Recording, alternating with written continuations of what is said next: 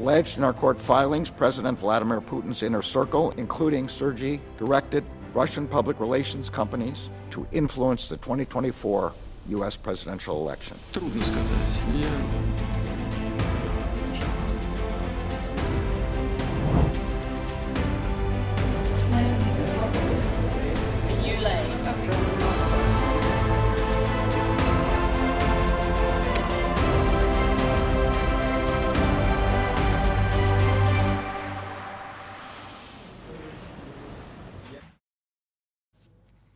America is back to its favorite pastime, and I don't mean baseball, I mean obsessing over Russia.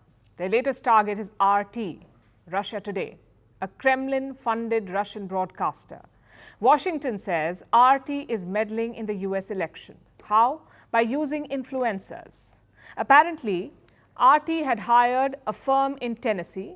They paid this firm $10 million. To do what? Create content based on Russian messaging. And here's how it worked. The Tennessee firm contracted a number of right-wing influencers. They were paid to make content on certain topics like migrant gangs or transgender issues or online censorship. These are staple topics for American conservatives. Nearly 2,000 such videos were created and they amassed 16 million views. Now, the obvious question is why? How does all of this help Russia? Listen to what the US Attorney General said. The subject matter and content of many of the videos published by the company were often consistent with Russia's interest in amplifying U.S.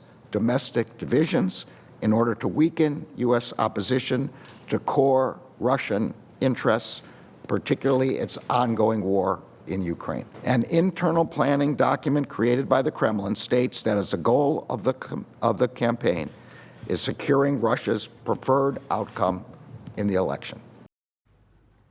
So two things. One, Russia wanted to amplify divisions in the US. And two, Russia has a preferred outcome in the election. And what is that? A Donald Trump victory. We are not saying this, American officials are, that Russia wants Trump to win. They are cracking down heavily on Russia Today. 10 people have been sanctioned by Washington. Among them is RT's editor-in-chief. 2 RT staffers have also been indicted, meaning they face criminal charges in the US. But RT has denied these allegations, and they're responding in the most RT way. Listen to this. 2016 called, and it wants its cliches back. 3 things are certain in life: death, taxes, and RT's interference in the US elections. Sounds funny, right? But there's a bigger issue here. That of information warfare. Russia Today is a state-funded broadcaster, basically a mouthpiece for Moscow. And they rarely hide it. In 2017, RT registered as a foreign agent in the US. Technically, news channels don't have to do that, but RT did, because it was not just a news channel. It was also a political agent, which brings us to the problem. There's a line between journalism and propaganda. There's also a line between propaganda and meddling. Washington says RT crossed all of these lines. But they're not the first or the only ones. Governments have always used media to push their narrative. Consider the United States and the Iraq War. Most US publications supported the war, like the New York Times and the Washington Post. They blindly bought the US government's version of events. Later on, they apologized for it. I'm sure Iraqis would call this propaganda. Same in the Libya war. The New York Times has been accused of favoring an intervention. Well, the US did intervene, and today Libya is a broken country. Such practices are more common among state-funded outlets like Al Jazeera in Qatar. They've been accused of spreading propaganda too during the Arab Spring and during the blockade of Qatar. So this problem is not exactly new. The only difference is Russia Today went a step ahead. And frankly, it's harder for non-Western outlets because the standards are different. When a CNN or New York Times pushes the US narrative, it's good journalism. When others do it, it's called propaganda. And I don't mean just government narratives, I mean national interest narratives. Clearly, the Americans have aced this game.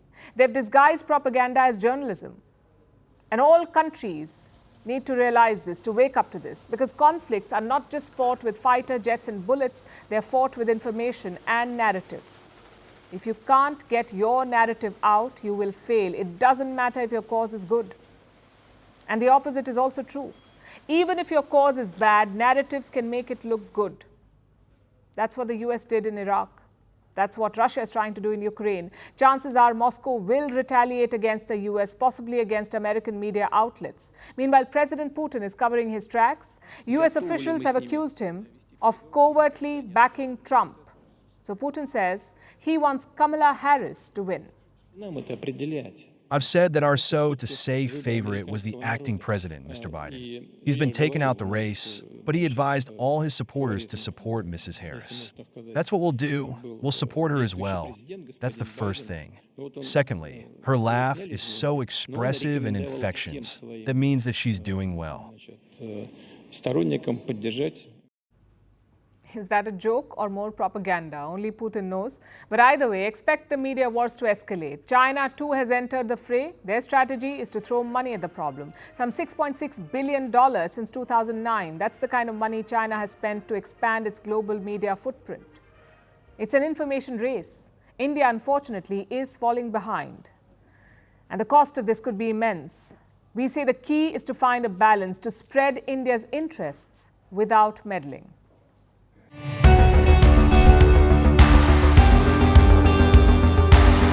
Across continents, one powerful news source. Bringing you diverse perspectives on the issues that matter.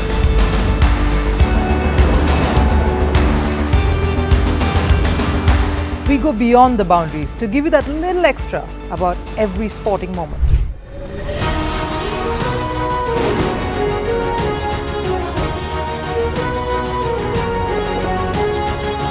So thank you for making Firstpost 5 million strong. We're counting on your support, and you can trust us to bring you the news unfiltered and unvarnished.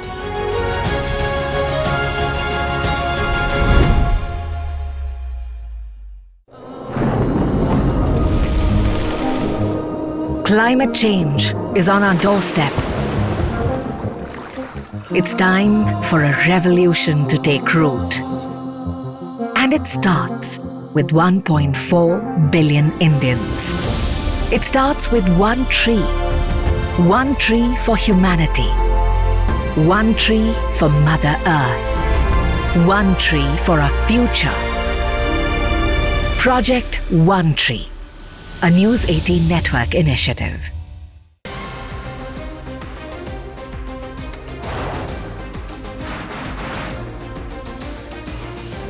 Obviously today, the T20 World Cup Vladimir has moved across to the West Indies.